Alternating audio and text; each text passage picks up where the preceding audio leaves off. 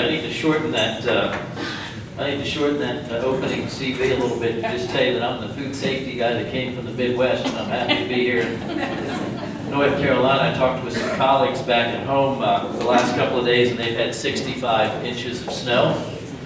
And we've had 1.5. I like that ratio, and I'm wanting to keep it that way. Certainly a pleasure for me to be here this morning. I got to tell you, last year I was scheduled to do this presentation, but as some things happened in the dean's office, I couldn't attend, and so I made sure that for this year that I blocked the time and blocked the day, because this is a very important event and a very important week for agriculture and life sciences. I wanted to spend my time this morning, 15 or 20 minutes, talking about the envisioned future of the College of Agriculture and Life Sciences and how it connects, I think, with the needs and hopes and dreams of the state of North Carolina. So I've entitled the presentation our Envisioned Future.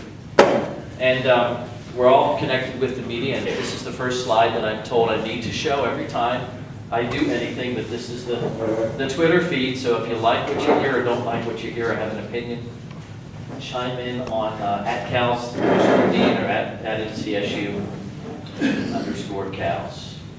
So what I'd like to talk about a little bit today is agriculture in North Carolina, where it is today, and where I think it has an opportunity to head in the future. Talk about the future of agriculture across the globe, because I think as we think about agriculture, we need to focus on the state of North Carolina and the needs of our stakeholders, but we also need to think nationally, we need to think globally about what opportunities might be before us. Then talk about the envisioned future of the college, and talk about some of the grand challenges that our college is going after today and in the future. So this, I thought if I'm talking to an agribusiness group, I should start talking about some of the economic numbers that really make North Carolina a great state to be in. And this, frankly, is one of the main reasons that I came to the state of North Carolina, is the great opportunities in agriculture and agribusiness. We are a $77 billion industry. It's about 17.5% of the GDP. And about 2/3, well, I guess about 80 to 85% of this is directly related to food and food-related industries. And the great value of agriculture and the great value of the life science community that we have in the state of North Carolina is we're growing.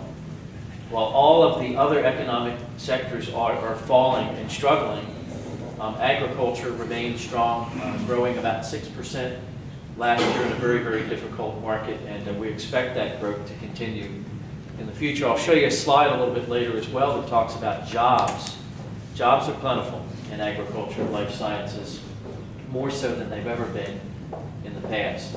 This, I also pulled a slide. This is called a multiplier effect slide, and I don't want to get into the details of what these columns mean, but this just helps to show the economic value in terms of dollars and the economic value in terms of jobs. And if you look at the left column, this just shows how dollars are multiplied by investments in different facets of the plant and animal industry, and talks about jobs. So when we talk about agriculture and life sciences, it's always about enhancing the economy, and it's also always about enhancing the opportunity for jobs. And in the state of North Carolina, we already have almost 700,000 people employed in our great industry. You know, it was mentioned a little bit earlier today by the commissioner that you know, there's a lot of different kinds of products that are produced and grown throughout the state of North Carolina. We're the third most diverse state when it comes to production of different products in the agriculture arena. This pie chart just shows the many different kinds of products that we produce. About 2/3 of what we produce is related to animals and animal products, and the other third is related to plant products. The great growth that we're seeing is in the area of plant products. We are third to the state of California and to Florida in relationship to the diversity of products that we produce. This is another reason that North Carolina interested me as a place to look at, to come to provide leadership for the college. With such diversity, it always provides opportunities for us. So when there's not opportunities in one area of agriculture, we can quickly shift to where the emerging need is and work in the area of opportunity because of the great diversity that we have.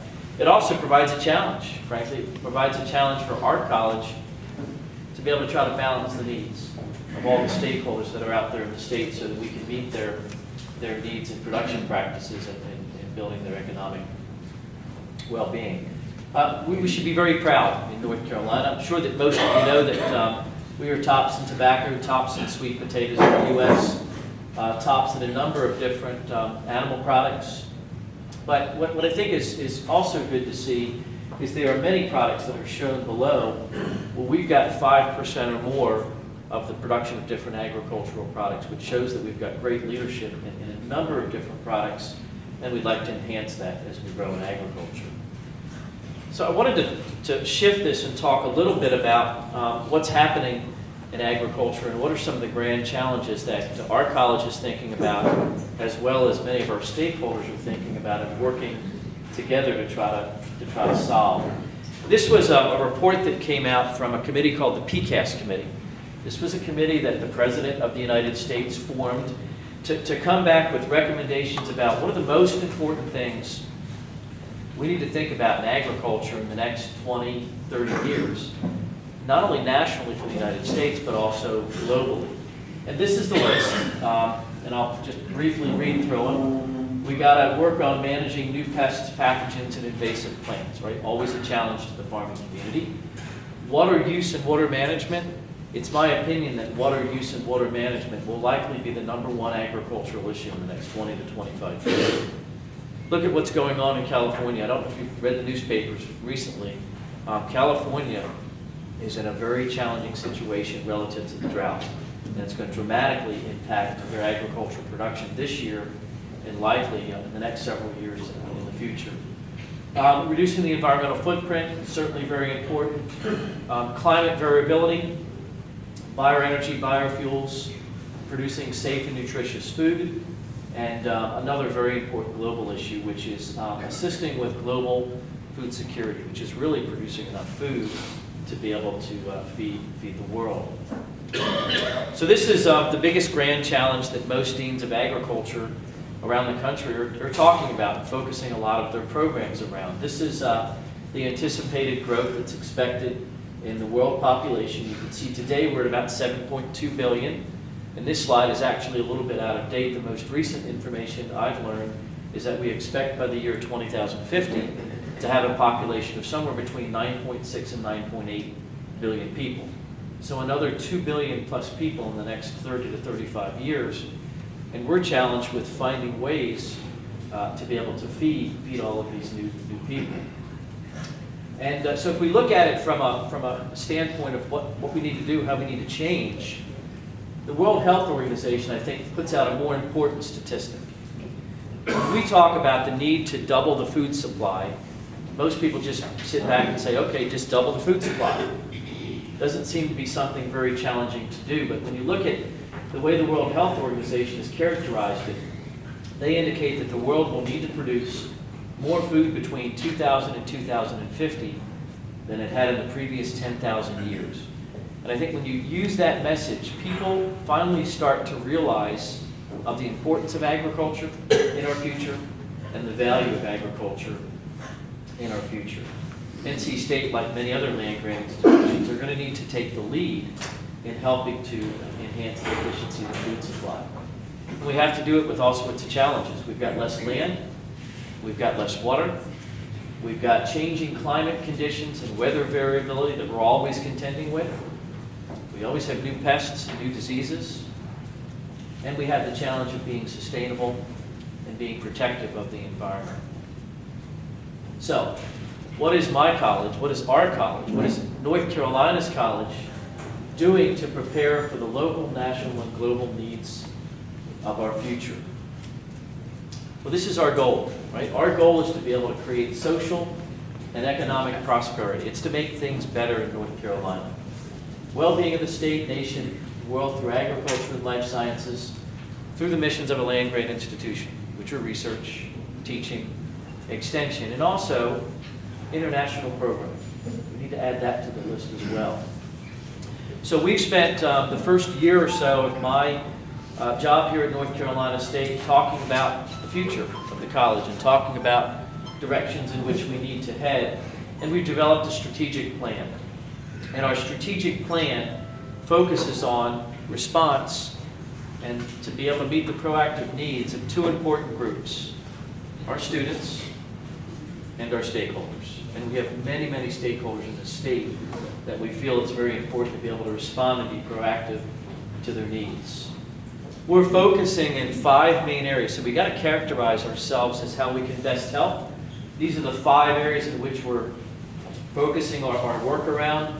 The first is enhancing the production, quality, accessibility, and profitability of food, plant, animal, and bioenergy products for North Carolina, the nation, and the world. This first goal impacts everybody that's sitting in this room. The second is to ensure environmental stewardship and sustainability of air, land, soil, and water resources. The third, creating a food supply that's safe, secure, healthy, affordable, and of high quality. Food safety is not going away. Today it's a very important issue. As we get involved in more global trade in the future, it's going to be a more important issue in the future. Improving human health and well-being for individuals, families, and communities, and preparing students and stakeholders for leadership. A real important and critical component of what our college needs to do as we move forward. So as we've developed our strategic plan, we're focused in 3 general areas. Going after the grand challenges of agriculture, that list of 7 things that I had mentioned a little bit earlier. Finding ways to be interdisciplinary, which means that we're going to have people work together. Have the soil scientists work with the plant scientists, work with the engineer to be able to help us solve these complex problems. Developing interdisciplinary teams is going to be critically important as we synergistically try to solve the world's, the nation's, and the state's challenges. And the last, which I think is very important, I think one of the reasons that I was brought to North Carolina is my great passion for partnerships. And those partnerships are going to be very, very important with the industry, with the farming community, and with government. And I think if we can find effective ways to be able to build together the bonds of industry, stakeholders, the farming community, regulatory agencies, and academia, I think there's no telling what the state of North Carolina can accomplish in our future. So today, in the College of Agriculture and Life Sciences, I just wanted to show you a couple of pictures of some new faces that are providing leadership across research, teaching, and extension. We have a new Associate Dean, and I hope that you get an opportunity to meet him soon. He's trying to also get out and make the rounds and try to meet as many folks as he can. His name is Dr. Steve Lommel. Steve Lommel is a plant scientist by nature. He's a plant virologist. In the middle there is Dr. Sam Perdue. He is also new to my staff in the last year. He's the Associate Dean of Academic Programs. You might recognize this face. Sam Perdue was the Department Head of Poultry Science, I think for 6 or 7 years before entering this role. Joseph Lean on the right should be a face that's friendly to you. He's the Associate Dean of Cooperative Extension and has been in that role for several years. From a discovery standpoint, from a research standpoint, we're one of the largest land grant institutions in the country. We have an expenditure budget of about $130 million, which allows us to be able to do all the great work in which we do. And we utilize funding from state appropriations, from federal appropriations, and then we, from competitive grants, have an additional $50 to $55 million each and every year that we utilize to be able to help grow agriculture and move it forward.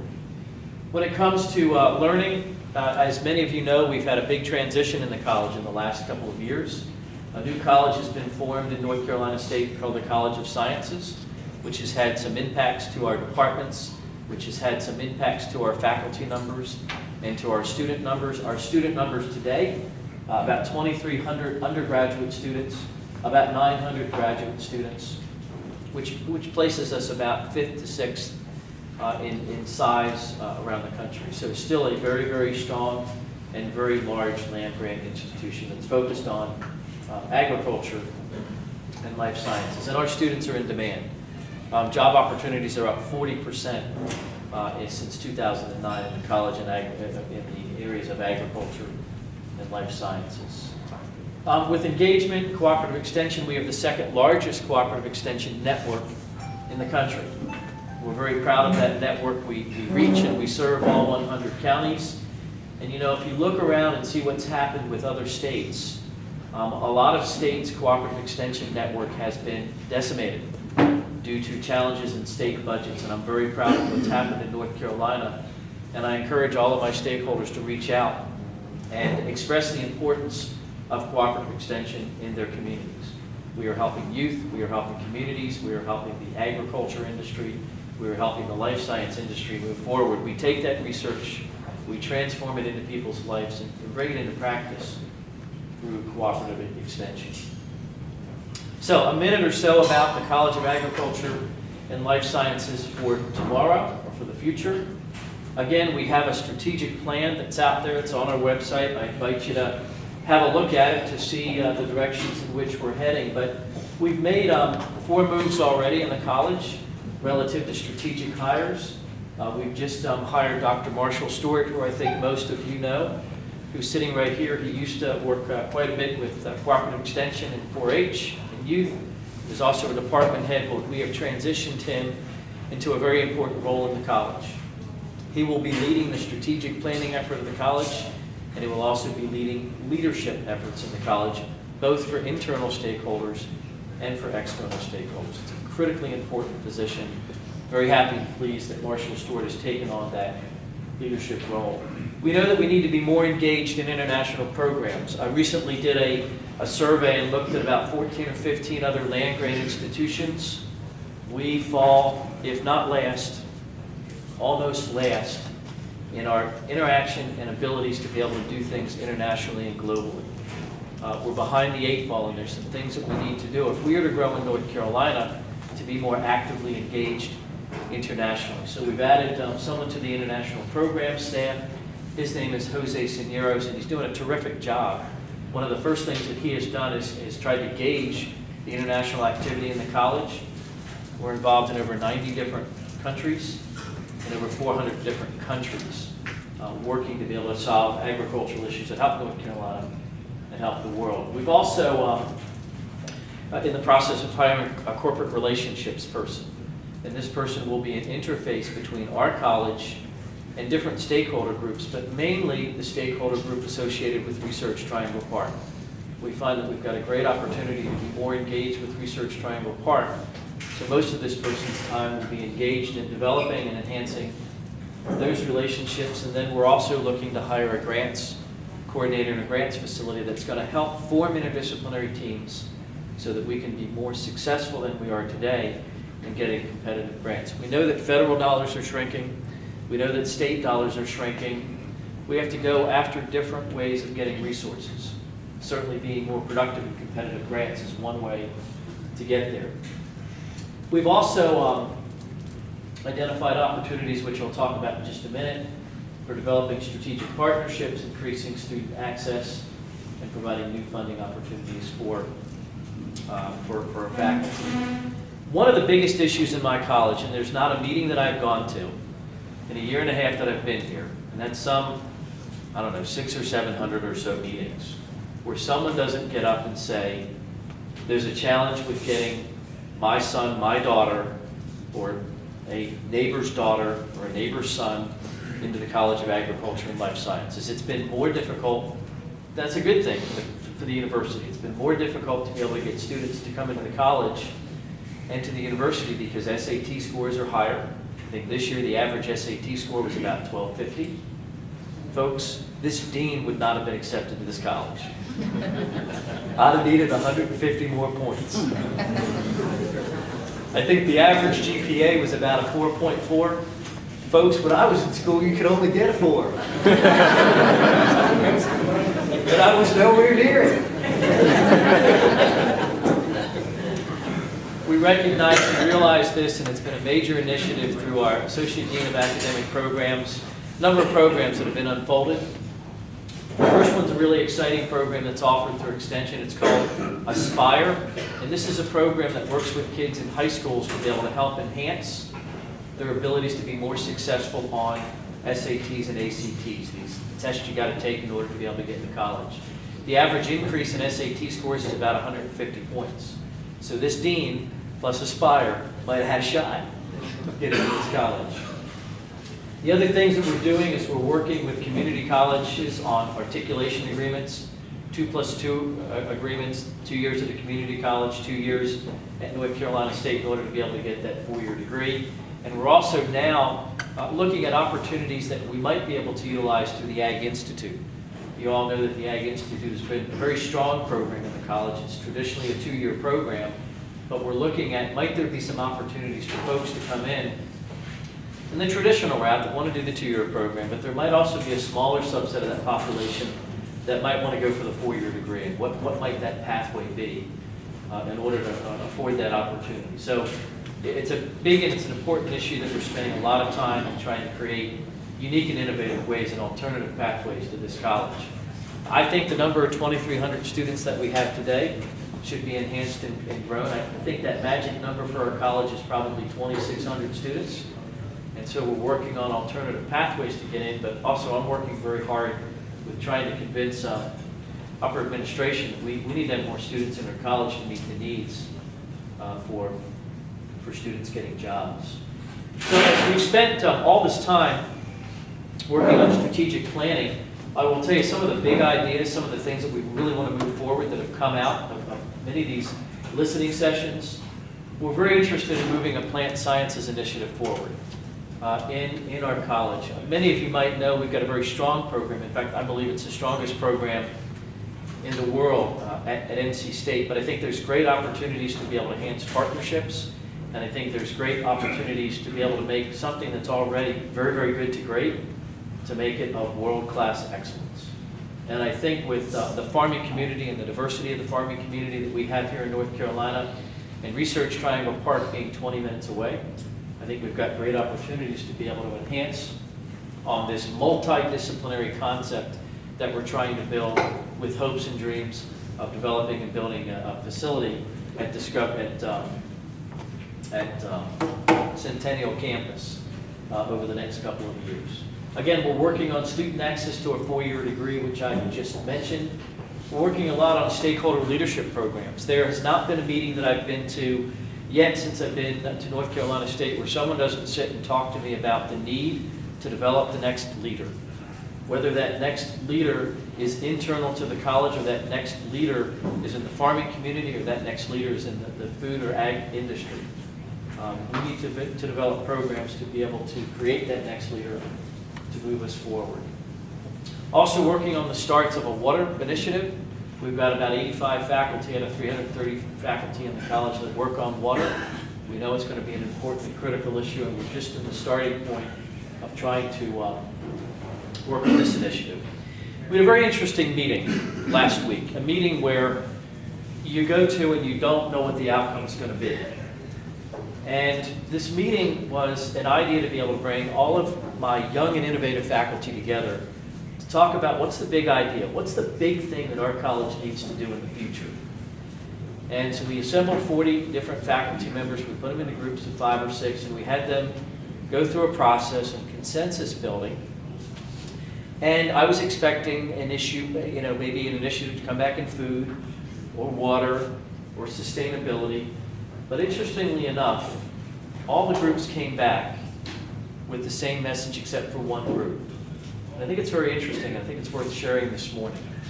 They all came back with the recommendation that our college needs to be able to develop a system and a process for going after emerging issues that are important in agriculture and life sciences right now and today.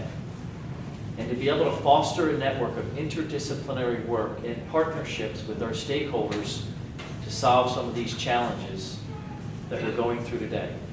So it's a really interesting, it's a very intriguing idea that we're challenged to find a way to be able to try to respond against it. My young faculty are saying we want to invest in issues rather than investing in departments. And I think it's a great idea. And again, it's just something that look to hear more about how we're going to respond against that recommendation. So in the College of Agriculture and Life Sciences, we're working on trying to grow our people, internally and externally, our programs and our partnerships every day. And I certainly appreciate the time to be here this morning. I don't know if I've got time for a question or two. You should. I do. Okay. Thank you very much.